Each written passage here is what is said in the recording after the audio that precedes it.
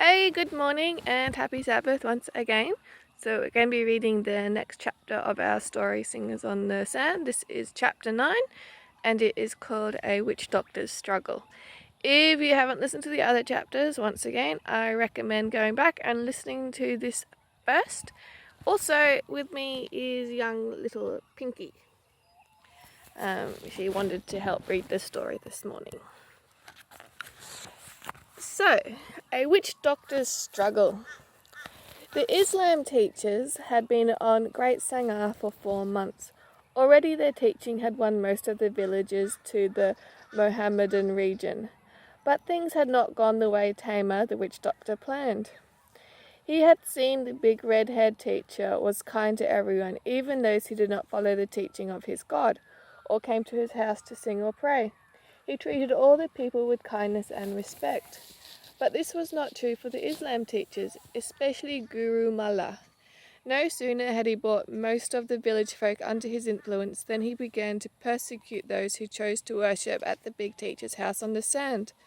Most important of those who followed the Christian teaching was Satu, son of Meriden.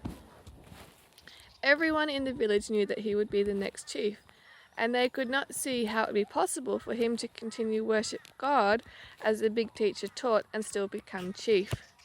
Now Tamer sat with Chief Meriden, Guru Malla, and the 2 other teachers in the new house, where Guru Malla lived by himself. Evening had come, and the sun had already set over the ridge of the hills that ran down the length of Great Sangha, like the knobby humps on the big lizard's back. They did not talk much at first, and they watched the mountain. Even when the black night came down, it was not really dark, for the flaming cone of the volcano lighted the sky with a weird, unearthly light that changed and fluttered with each breath of the fire mountain. As the night winds blew back and forth, Tamer could sometimes catch a whiff of mountain's foul odour. Never in all his life could Tamer remember such wild and furious thunderings from the volcano, such spurts of red fire and shooting forth of glowing stones. Along with all the other village people, he took comfort from the thought that the mountain was at least 2 miles out in the ocean. At last its stream of fire could not burn their village or harm any of them.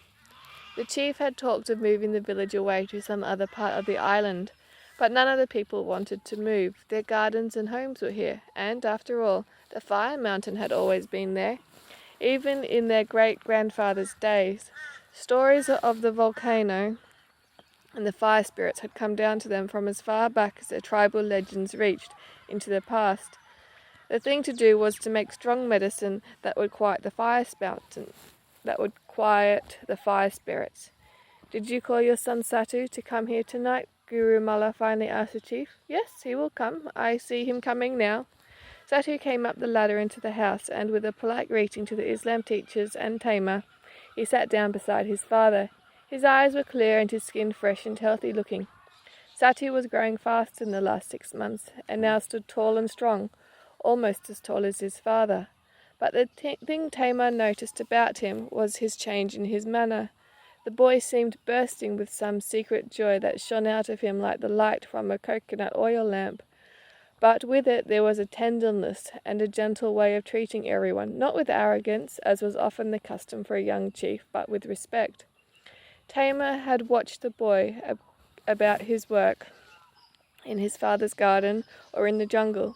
He had listened to his songs. Yes, he had learned to make the beautiful sounds like the big teacher. His voice had changed too. Perhaps it was from singing so much. It was much deeper now, and there was a kindness in it. Among all the children of the village, Satu was the brightest, the most handsome, the most promising. The witch man saw how Chief Meriden's eyes rested on his son with pride and great sadness. The Guru spoke to Satu. "We have called the young chief here this evening to talk about the worship of the village." "I am a worshipper," Satu said without hesitation. "I worship God and his son Jesus. I worship according to the teachings of God's holy book." Guru Malla waved his hand in an impatient gesture, as though to brush away what Satu had said. "Yes, we know that. It is for that reason we have brought you here. It is our wish for you to worship Allah." According to the rules of the faith of Islam, it is not fitting that the chief's son should follow a handful of foolish people who persist in running after the crazy things this red-handed foreigner tells them. Ah, no, I will never change. Satu looked at the Islam teacher with a smile on his handsome face. I cannot do that. I love my father and my mother, and I belong to our island people. But no, I will never change. You see, Guru Mullah's voice was still pleasant. You are now grown to the age where you should be instructed in the ways of Islam, and you shall be given a new name that will show everyone that you follow Allah and His Prophet. I don't want a new name. We have planned a great name feast at which you will be honoured, and after the name feast all the people will respect you as the young chief, and you will be greatly favoured by all of us. Satu looked at the circle of faces around him, but Taimur could not detect any hesitation or fear in his glance. You must all excuse me now. He rose to leave. I shall be late for the singing. I never miss, you know. Wait! The voice of Guru Mullah was harsh now, and the eyes no longer smiled, glared at the boy. You will be sorry for this. Your family have all chosen to follow the Prophet. You cannot defy Islam. If worshipping God according to his own holy book is a defiance to Islam, then I defy Islam. Satu's voice did not lose its smile, nor his voice its gentleness, but he hurried down the steps of the ladder. It seemed to Taimur that he stood straighter and held his head higher, and Taimur watched him until he disappeared into the shadows that crept darkly up the hill. For a moment after Satu left, there was silence in the room. Chief Meriden sat bowed forward as though to comfort some inner pain that tormented him. Taimur himself felt his stomach twist and writhe inside him like a wounded animal. For an instant a big bright thought pushed itself into his mind. Gladness had gone out of the room with Satu. There was no joy or happiness among the men who sat there on the floor. There was only hate, anger, and evil planning here. For just a moment Taimur touched the edge of something so great and joyous that he drew back in alarm. Then he thought of little Marta, her bright eyes shining with gladness and trust. He thought of the big teacher who had never spoken an unkind word to anyone in the village. Taimur began to wish with his whole heart that he had never thought to bring Islam teachers to Great Sangha. The big thought passed and Taimur slumped on his mat. He was caught now, caught in the net he had woven himself. Something more wicked than anything he had ever touched with his strongest charms was building up in this room, and he must listen and accept. There is only one thing to do. Guru Mullah's voice was smooth again. After all, the boy can never be chief. He mocks your authority, both of you. He gave Taimur a sharp look. He leads the village people who follow the red-haired teacher. He is already worse than dead to you. I have a plan. Then the smooth voice went on to unfold a scheme that made Taimur tremble, while Chief Meriden sat there with his head in his hands, as thought turned to stone among them. You have a number of fishing boats down at the island, and on quiet nights you sometimes go out to fish. Is it not true? Tomorrow night you will go and take Satu with you. You will put him ashore at the Fire Mountain and leave him there. Oh, no! It was the chief's strangled voice speaking through his hands, still pressed to his face.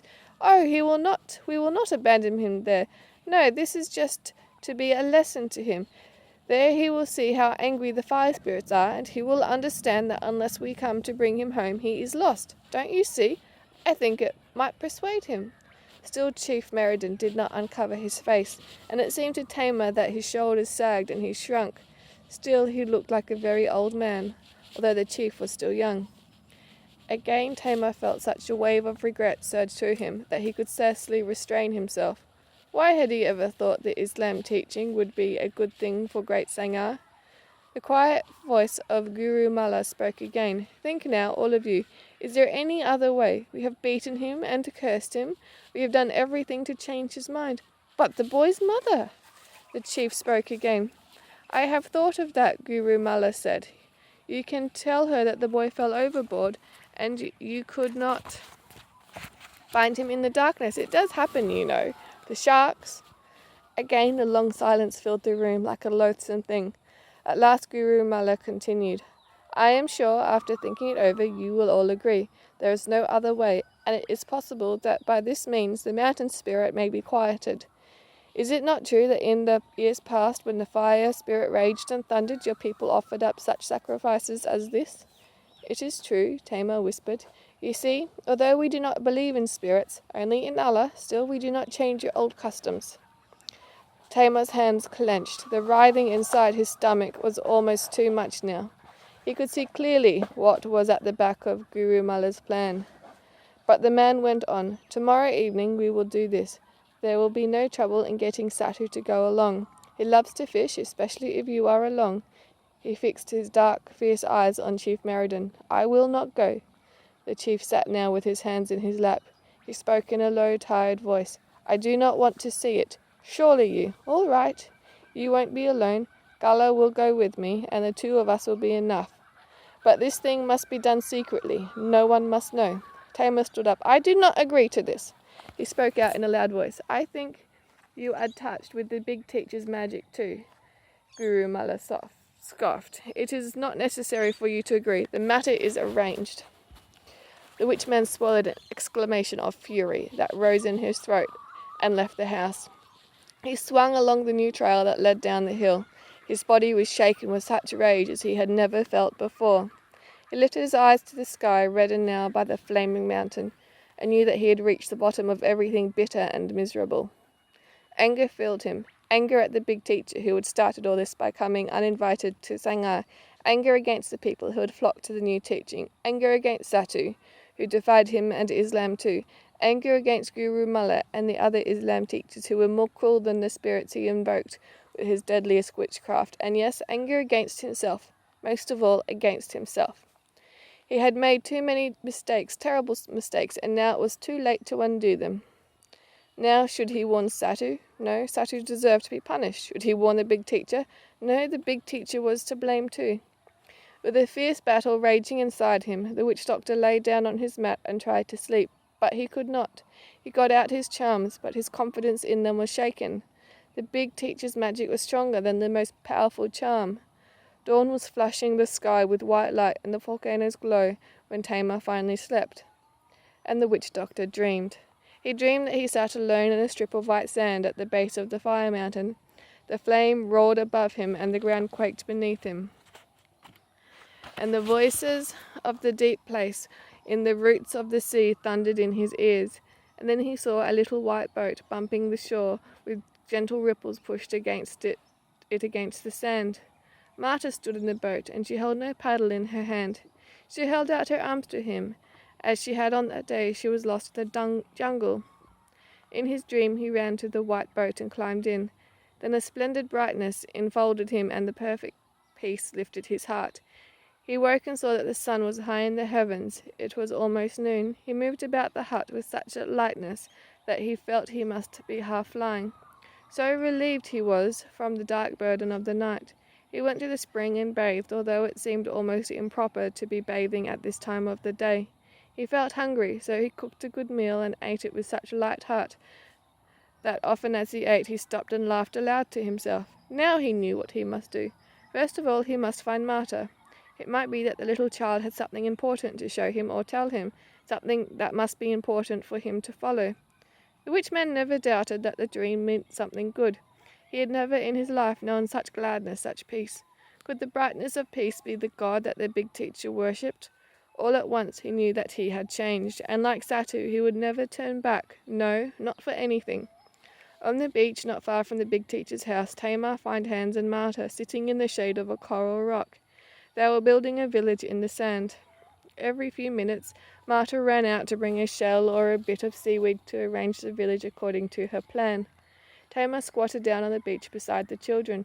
Where is your friend, the chief's son? He went fishing with Gullah and Guru Mullah. Hans placed a stone carefully in the sand village, a stone with a steep, rough angle that looked like a hut with a steep roof. They intend to go tonight, but the sea is calm today, and the Islam teachers, he said, he knew where to look for fish in the daytime. Hans stood up and pointed to the horizon, where a black speck bobbed far out beyond the fire mountain. He'll be back before we sing tonight. He never misses, you know.